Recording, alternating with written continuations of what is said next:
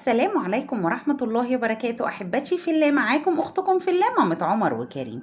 النهاردة بقى جاية لكم بوصفة حلوة قوي قوي هتعجبكم جدا جدا جدا. النهاردة هنعمل مع بعض طاجن القرع بالمانجا. هتقولوا لي طاجن القرع بالمانجا ايه اللي جاب الترعة جنب البحر؟ اقول لكم انا جبت لكم الترعة جنب البحر.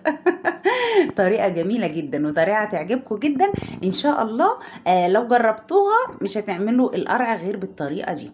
انا اولا معايا طبعا كنت جايبه قرعايتين. القرعايه دي جايباها بقالها حوالي 6 أو 7 شهور مركونه، ونزل كريم يجيب لي خضار فلقى قرع تاني راح جايب لي. هو عارف ان انا من عشاقه يعني. فقلت بقى لا ما بدهاش بقى، انا اقوم ايه اعمله. طبعا القرعايه دي في حدود 3 كيلو، الواحدة في حدود 3 كيلو. طبعا انت مش هتعمليها كلها طبعا، احنا هنقطعهم.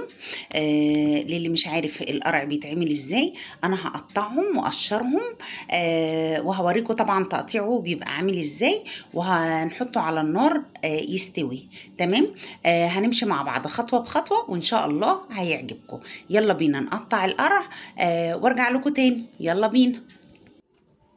ورجعت لكم تاني بعد ما خلاص قطعنا القرعتين بتوعنا بالشكل دوت زي ما حضراتكم شايفين. طبعا تاخدي بالك لان القرع بيبقى القشر بتاعه ناشف قوي، فخدي بالك من السكينه.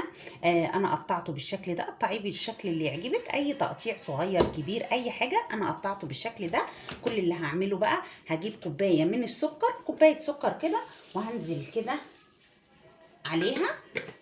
حطي كوبايه كوبايتين براحتك، يعني هو كده كده بيحب السكر. وهجيب برضو ايه حوالي لتر من الميه او اقل، هنحطه كده عليها. تمام. هرفعه بقى على النار لحد ما يستوي. هو ما بياخدش وقت على النار خالص يا جماعه، يعني ممكن ربع ساعه تلت ساعه. اول ما هتلاقيه استوى واتهرى كده معاكي، هتعرفي كده خلاص انه تمام استوى. وهتلاقي الحله دي بقت كلها ميه، يعني من اللتر الميه اللي احنا حطيناه هتلاقي الحله اتملت ميه. تمام. طبعا الميه دي مفيده جدا وطبعا هنحتاجها جدا جدا، اوعى حد يرميها. كده بالنسبه للقرع انا دلوقتي هرفعه على النار. بالنسبه بقى للبذر بتاع القرع، طبعا بذر القرع ده انا بشتريه من رجب العطار ب 600 او 700 جنيه كيلو. طبعا حاجة مفيدة جدا جدا جدا. انا شلته اول مرة بقى اشيله لما طبعا جيت اشتريه ولقيته بقى ب 600 جنيه وكنت محتاجاه فاضطريت ان انا اشتريه. فقلت لا المرة دي لما اجي اعمل القرع انا هطلعه من القرع وهقول لكم ان شاء الله اعمل لكم بيه الوصفة جميلة جدا. ان شاء الله تعجبكم، بس يا رب اعرف ايه اقشره طبعا وابقى شاطرة في تقشيره. انا طبعا شلته من الشعيرات اللي هو بيبقى فيها، وغسلته كويس وحطيته كده على ورق، قلت يمكن ايه ينشف. وبعدين ايه هقشره، ولما يخلص باذن الله ويبقى تمام هعمل لكم وصفه جميله جدا بيه. هنرجع بقى للقرع بتاعنا، هنطلعه على النار وارجع لكم تاني، خليكم معايا. ورجعت لكم تاني بعد ما خلاص كده سلقت القرع زي ما حضراتكم شايفين. بصوا، ما خدش زي ما قلت لكم ربع ساعه تلت ساعه على النار وكان استوى بالشكل دوت. انا طبعا حطيت الكميه بتاعتي اللي انا محتاجاها في قلب الطاجن وفرست كيسين زي ما حضراتكم شايفين كده. طبعا انت بتحطي على قد الطاجن او الصينيه اللي انت هتستخدميها، بتملي الكيس بتاعك. تمام. ودي الميه اللي قلت لكم بيطلع منه ميه كتير يا جماعه.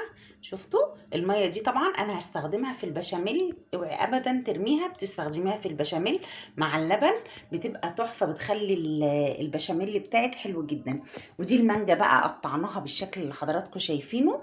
طبعا بقى هقول لكم هنعمل ايه بالظبط. ودوت بقى البشاميل بتاعنا، انا حاطه 5 معالق من الدقيق وحاطه عليهم معلقتين كبار من السمنه زي ما حضراتكم شايفين. هروح اعمل البشاميل وهرجع لكم تاني، خليكم معايا. ورجعت لكم تاني بعد ما عملنا خلاص البشاميل بتاعنا. طبعا هقول لكم البشاميل بتاعه بيتعمل ازاي، كانك بتعملي بشاميل بتاع المكرونه المكرونه البشاميل بالظبط.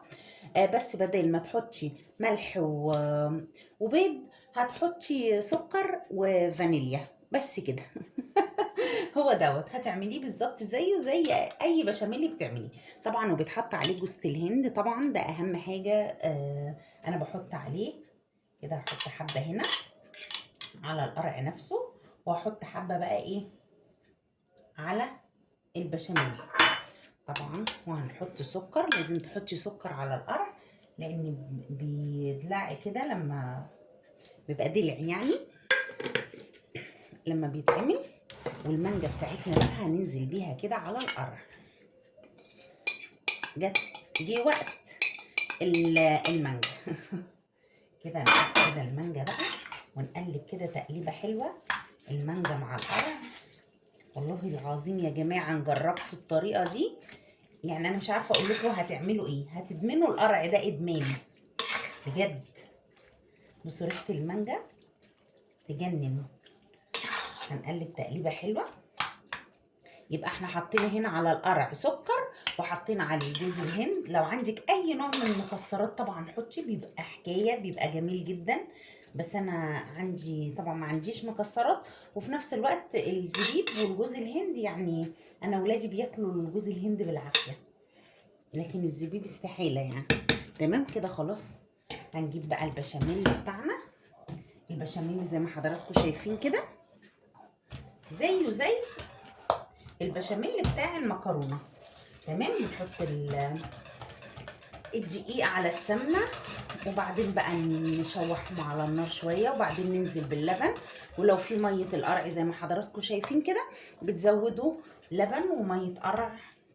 وانا كان عندي قشطه حطيت، احط شويه كده برضو ايه كده على القرع بتاعنا.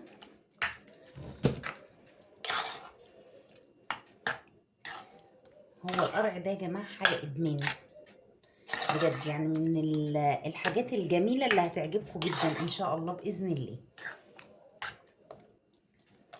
جربوه كده بالمانجا وجربوه في الطاجن يا جماعه. في الطاجن طبعا طعمه بيفرق 100%، يعني مش هقول لكم 50% ولا 60%، لا، طعمه في قلب الطاجن مختلف تماما تماما عن طعمه في الصينيه. سبحان الله يعني. طبعا حاطين على البشاميل بتاعنا زي ما قلت لكم فانيليا. اوعوا تنسوا كيس الفانيليا يا جماعه، طبعا الفانيليا بتخليه ليه ريحه تانية خالص. هننزل بقى بالقرع بتاعنا كده بالبشاميل ولا ايه.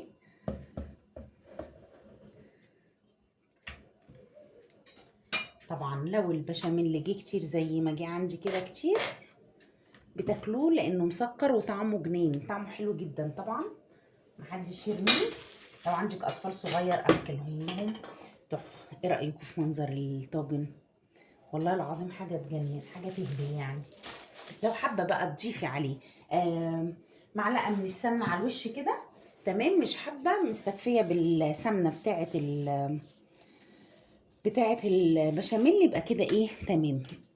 بالشكل دوت هندخله بقى الفرن بالشكل اللي حضراتكم شايفينه ده. هدخله الفرن وهرجع اوريكم شكله بقى عامل ازاي. خليكم معايا.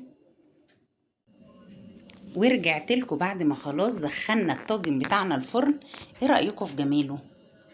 انا طبعا مش عايزه اقول لكم يعني ريحته وطعمه وكل حاجه فيه جميله بجد بجد. طريقه جميله جدا جدا، اللي هيجربها هتعجبه قوي قوي يا جماعه.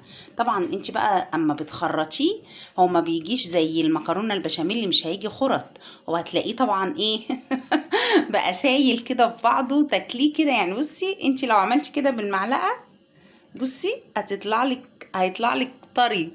بصي بس حاجة كده يعني بجد بجد والله العظيم يا جماعة لو جربتوه هيعجبكم قوي قوي قوي. وزي ما قلت لكم الطاجن بيفرق كتير كتير عن الصينية. يا رب تكون وصفة النهاردة عجبتكم. ما تنسوش لو عجبكم الفيديو تعملوا لايك وتعملوا اشتراك للقناة. ما تنسوش تفعلوا الجرس علشان يوصل لكم كل جديد. والسلام عليكم ورحمة الله تعالى وبركاته.